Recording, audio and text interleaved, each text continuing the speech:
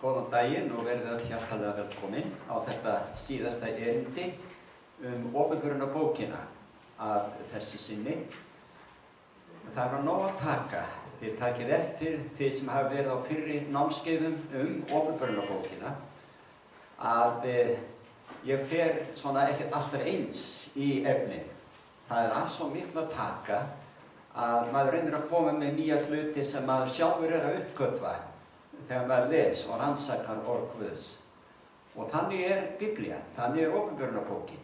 Þetta ótæmandi fjársjóður og það alveg stór skemmtilegt og mannbætandi að kynnast Guði í gegnum orð hans.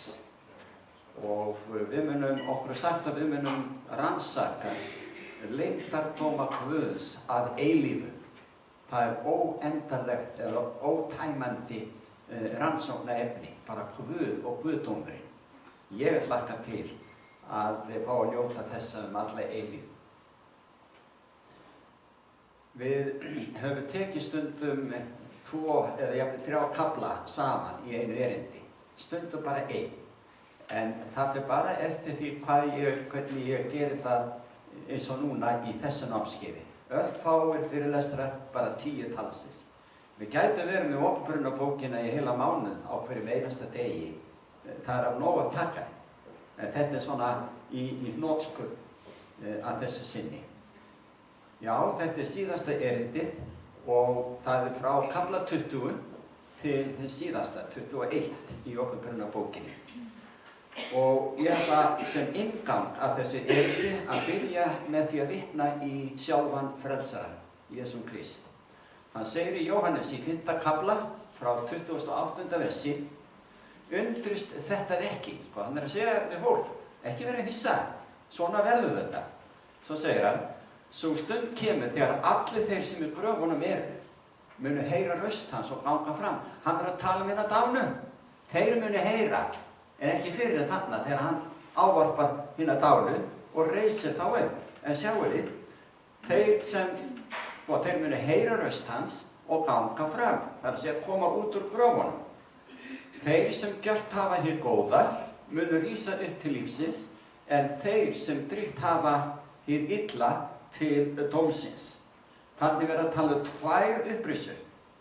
En það ekki nema því aðeins að fólk lesi meira í Biblíunni að þeir komist að raunum hversu langt á milli þessara upprisa. Því þær gerast ekki samtímis. Alls ekki samtímis. Má ég segja ykkur það bara núna svona umboðalaust og svo sjáum við það seinna núna í dag að það heil 1000 ár á milli þessara 2 upprisa.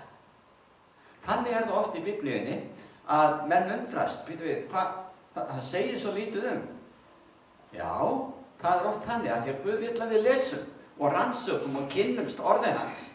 Og það ekki hægt nema að lesið alla Biblíuna, frá upphafi til enda. Og hér í hnotskurn verið að víkja af 1000 ára tímabili þó að það sé ekki sagt vera 1000 ára þarna. En það kemur í opinberunarbókinni í 20. kafla.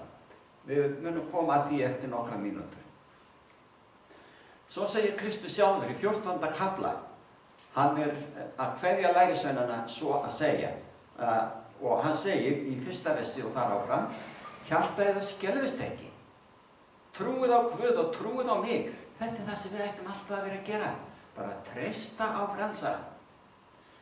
Í húsi föður míns, segir hann, margar vistarverur. Væri ekki svo, hef ég þá sagt ég færi burt að búa eða stað? Og ég margbúin að segja ykkur það. Kristur í reynd að segja að ég fer burt, en ég mun koma aftur.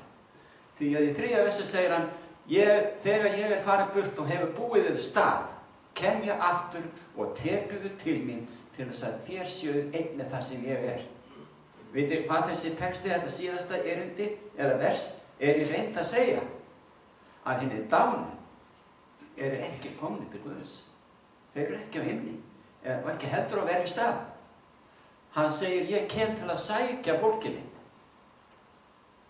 En það búið að læra því inn í kristna söfnuði mjög víða, bæði hér á landi og víða lönd, að þegar fólk deyr þá fer það annarkvöld beint í sælustað eða til helvítis. Getið þið ímyndað ykkur kenninguna? Og Kristur kallaði slíkar kenningar villikenningar og stundum notar hann orðið lygar. Og þeir sem boða boðskap sem ekki í samræmi við Guðs orð, hann kallar þá lygara. En þetta veit fólk ekki nema það lesi Biblíuna. En af því að fólk treystir kennimönnum, prestunum sínum og andlegu leiðtogum, að þá fer það villu vegar. Af því að leiðtogar þeirra oft á tíðum fara villu vegar. Og það allt vegna þess að þeir lesi ekki orð Guðs, eða ef einhverju hafa lesið, þá er það svo oft að þeir bara hafna þessu. Svo ég víki að einu atriði sem við öll könnumst við, sköpunarsagan, fyrstu kaflar Biblíunnar. Bara afskrifaðir, af því að mönnum finnst þetta svo ósennilegt, þetta bara getur ekki verið svona. Þegar menn byrja að gera svona við Guðs orð, það endar yfirleitt með ósköpum, nema að þeir leyfi anda Guðs að leiðrétta það og taka villuna burt frá þeim. Svo Kristur hér að boða, það verða uppreisur tvær, og þegar hann kemur þá tekur hann sitt fólk með sér inn í himinin. Hvað verður þá hina? Við komum að því á eftir. Í fyrra Þessalóníkubréfinu í 4. kafla Páll postuli að skrifa til hinna trúuðu. Það að segja í borginni Þessalóníku. Ég hef komið til þessara borgar í Norður-Tyrklandi, fallegt svæði þarna og Eyjahafið þarna blasir við. Og þarna voru trúaðir, farnir að velta því fyrir sér, býtum við, hvað verður hinna dánu? Og þeir vildu fá að vita hvað verður hinna dánu, því að sumir voru þegar teknir að deyja og þeir héldu að Kristur myndi koma í þeirra eigin lífstíð. En nú eru sumir dánir. Hvað verður þá? Þá skrifar Páll þetta í 4. kaflanum í 1. Þessalóníkubréfi og ég byrja á 13. versinu.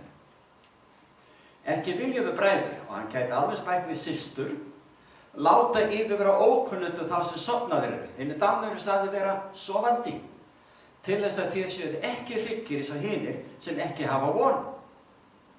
Því að sjálfur drottinn, ég hoppa þannig yfir í 16. versi, því að sjálfur drottinn mun stíga niður af himni með kalli, með höfuð engils raust og með básunu Guðs, og þeir sem eru dánir í trú á Krist munu fyrstu brísa. Sjáu þið?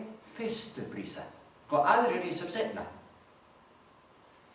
Og af hverju er hann að koma frá himni til að sækja hina dánu, ef að það er satt sem að prédikarar boða oft við jarðarfari, þeir fara nú beint til Guðs, nú eru þeir þar, spila golf eða smíða eða gera eitthvað skemmtilegt. Ekki aldrei þess vinni. Kristur ekki kominn. En þegar hann kemur þá sækir hann sitt fólk. Bara þá sem hafa tekið mark á orði Guðs, öllum, og tileinka sér Jesum Krist sem drottinn og frelsara. Og þegar þeir gera það, þá eru þeir líka að játa hollustu sína við hann sem er skapari. Því að Kristur skapaði.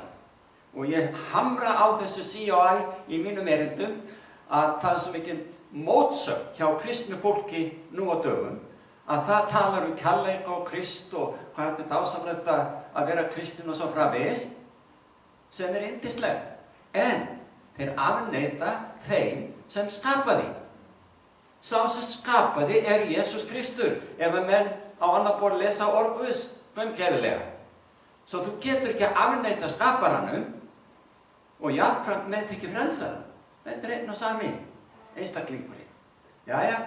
Kristur lofar að koma og í 17. versi segir hann þarna í 4. kaflanum, síðan munu vér sem eftir lifum verða ásamt þeim hrifnu burt í skýjum til funda við drottinn í loftinu.